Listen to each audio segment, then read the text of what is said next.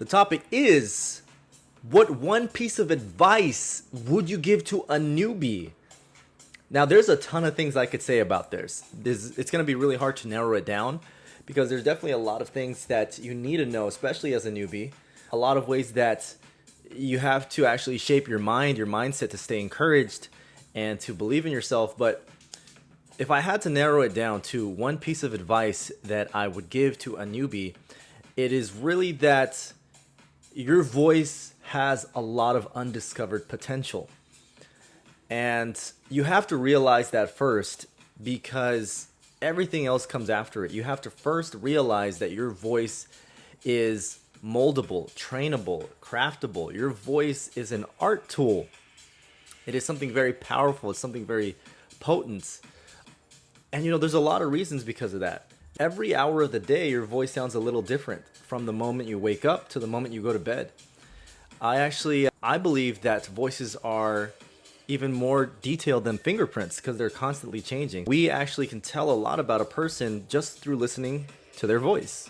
So it really is a human marvel, in my opinion. And you have to first realize that just how amazing your voice can be. And the fact that you can actually train it to sound like different voices, to sound like different people. The fact that you can train it to fit into different styles. Even listening to your favorite music artists, all of them have different styles and different patterns and tempos and maybe a way they like to sing or a way that they like to rap. The human voice just really is a very, very intricate, very amazing, powerful form of art. And so that's the first thing that I want to tell anybody who's new is that your voice is a very powerful thing that you can train to adapt to different things. And why is that important to know? Because you have to realize that you can do this. There's going to be a need for your voice because there's tons of projects out on the market, commercials, radios, animation, there's podcasts, audiobooks, there's all these different kinds of projects, and you can actually train your voice to fit into these projects. Your voice is moldable, your voice is trainable, so you got to learn that first. You got to believe that your voice has this potential in it. That's probably the main thing that I would want to tell somebody new is, look, no matter where you're at, you can train your voice to sound great. You can be a voiceover artist. You can record amazing sounding voiceovers. You can learn this stuff. And the reason I chose that piece of advice is because a lot of new people, they don't believe in themselves. They don't think that they can do this. They have a limiting mindset, which I understand. If you're new to something, it's kind of scary. You're not sure if you can do it. But again, that's why I want to reemphasize. Your voice is a powerful work of art. There's a lot of potential in your voice. You just have to understand how to train it. You have to understand how to develop it. You have to understand how to actually pick it apart and realize what the fundamentals are, like good enunciation, a good flow, good enthusiasm, good use of pauses, good speed. All these are little pieces that all come together to make amazing voiceovers. Anyway, that is the one piece of advice that I would give anybody looking to start into this. It is your voice has potential and you can train it. It's definitely worth it. You can make your voice a much better voice than it is today. You can make it amazing. And so I'm here to help with that. Anyway, let's dive into the content now. We got a question already from Paige, which is how do you get into voiceover? So that's what we're going to cover in this live. I'm going to start off with the qualifications. I'm going to go into the equipment you might need. I'm going to go into how to know if you have the right voice. I'm going to go into the websites, the jobs. So all that I'm going to cover in this live. So if you're excited to learn, make sure to hit that follow because we're going live every day and I'm going to start now. So anyway, start with the qualifications. People ask me, this sounds really fun, this sounds cool, but what kind of qualifications do I need? The good news is you can do this completely independently, which means you don't got to get a degree in voice acting. You don't have to have an agent or a manager or be part of an agency. So that's the good news. You can have your own gear, your own customers, set your own prices, work with people and companies directly without the need of any extra hoops or agencies. So anyway, that's how I did this. I started back in 2010. I was working a normal 9 to 5 and I wanted to find a way to make some extra money on the side. Who doesn't, right? And so that's why I started this. Now, I got some basic equipment. But let's talk about the equipment. You will need a computer. You will need a recording booth. And you'll need a microphone. As far as the computer goes, you can use a Mac, you can use a PC, laptop, desktop. I'm not too picky about that, but as long as it's newer than 10 years, you should be fine. The next thing is the recording booth. It can be a room, it could be your closet. I've recorded everywhere. I've recorded in the living room. I've even tried in the kitchen. Trust me, your bedroom and your closet is going to be the best. Usually that's because of the size. The size does affect the audio, and so a room is not too big and a closet is not too small. Also, there's tons of voice actors that are recording from home. Now, you will want to use some sound treatment to actually make the sound better and not echoey. I'll get into that later. But last but not least, the microphone. Of course, you can't record without a mic. The good news is there's lots of affordable microphones on the market. You don't have to break the bank. A lot of people think, well, I got to break the bank. I got to spend a ton of money on equipment. But the thing is, I started on a $50 USB mic, and then I just worked my way up from there. It is very possible to do it on whatever kind of budget you have. This guy right here cost about $200. Anything between 50 to $200, you should be fine. If you want to spend more than that, by all means. Generally, the more you spend on the mic, the better quality it will be.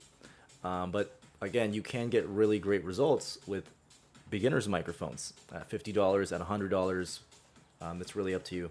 Cool. So let's talk about the voice. How do you know if you have the right voice? People ask me this question all the time.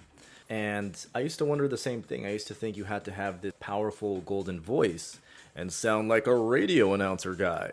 But the thing is, there's so many kinds of projects and roles and companies that look for different kinds of voices, male voices and female voices of all ages, of all different kinds and textures and styles.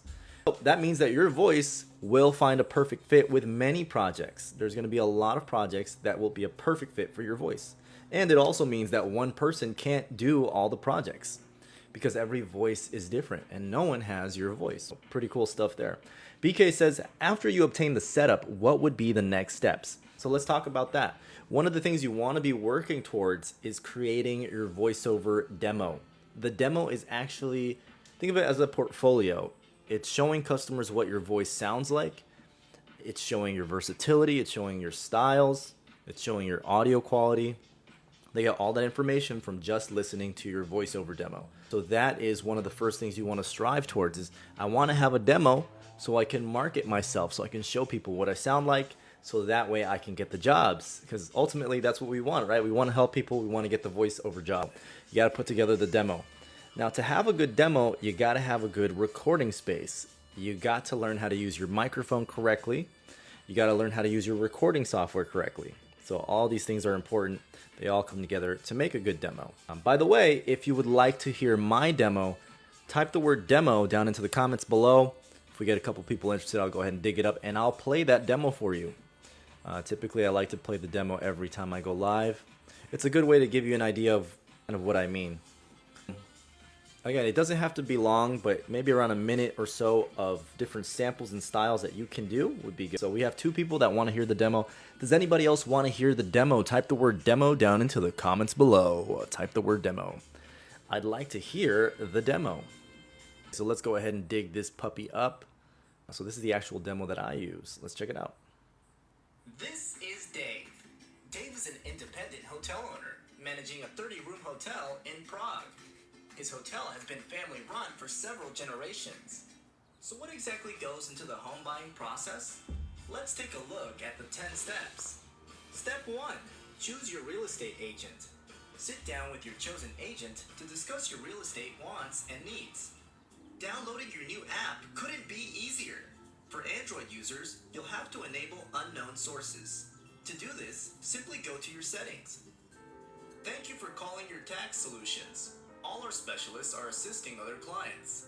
Please leave your name, number, and a brief message. We will return your call as soon as possible.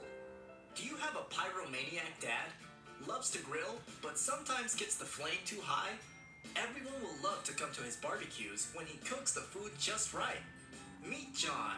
He wants to promote his new business. He soon hired an animation agency that produces amazing videos to explain his new business. Thanks for watching. Enjoy that video? Don't forget to like or comment below. Or, for more videos and trailers, hit subscribe. Also, so you've done your research and made up your list. Of matched employers, none have been missed. It's time to... Cool, cool, cool. So that was the demo. Hopefully you enjoyed that. But basically, it is just a series of different voices that you could do. It is a basically like a portfolio. It's a collection of different styles you can do. A customer can listen to it and say, I know what he sounds like. I got an idea of what your voice can kind of do. And they can decide if they want to book you. So that's the demo. Do you refresh your demo? Yes. Especially in the beginning, I was refreshing it often. Now, this demo is actually a couple years old, but it's still getting me jobs. But yeah, you do want to refresh it. You want to keep it updated because your voice is constantly improving. There's always new styles on the market. You want to use relevant pieces. You know, you don't want to be talking about VCRs, or you don't have any. You don't want to have styles that are really dated, but you want to keep it relevant. That is the demo. Now, here's the thing. Again, you can make your own demo, but you have to learn how to use your mic correctly. You got to train your voice, learn to record. Now, I know that that might be a little intimidating, especially for starting out. So, the good news is I put together a step-by-step starter course that walks you through everything you need to know, from how to use your mic to how to put your booth together to training your voice, finding your style, and also learning how to record in Audacity, which is free audio software. So I teach you how to record, how to edit, how to make sure your voiceovers sound professional, loud, and clear, so you can put together your very own demo. So that starter course you can take online on your cell phone or on your laptop or computer. It is a one-time $27 for lifetime access. That cool guy here says the class is very informative and helps. Definitely would agree if I do say so myself. And he actually did enroll in my starter course and is booking projects.